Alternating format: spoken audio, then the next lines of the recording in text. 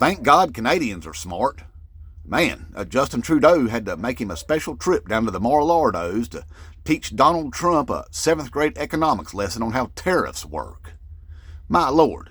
Now, it probably just went in one ear and out the other because his attention span's about as long as his little Cheeto, so probably didn't get real far at all.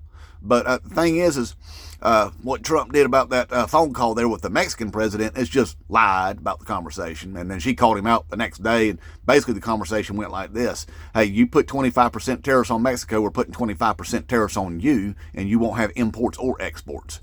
See, that's how it went.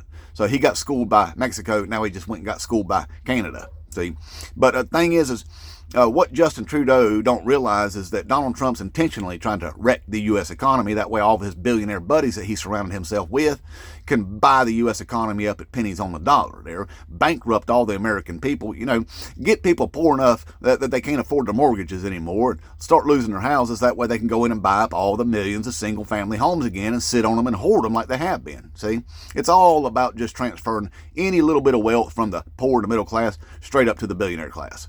That's what it's all about there. But see, his supporters aren't smart enough to be able to understand that right there.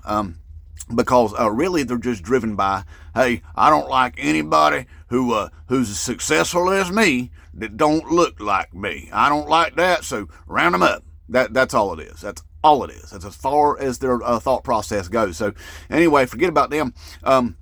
So I think what we should do, though, since Justin Trudeau's way smarter than Donald Trump is, hey, we should have him as interim prime minister of the United States for the next 4 years, That way we can get all this stuff cleaned up, these whole elections that we've been having and stuff. They seem to be a little bit bizarre, a little bit. So what we could do is spend the next 4 years working on our elections, maybe getting everybody to vote from their smartphones, because that would make perfect sense. 256 key encryption, just the way we do everything else, nice and secure. It'd take 1,000 years for a supercomputer to be able to figure that out.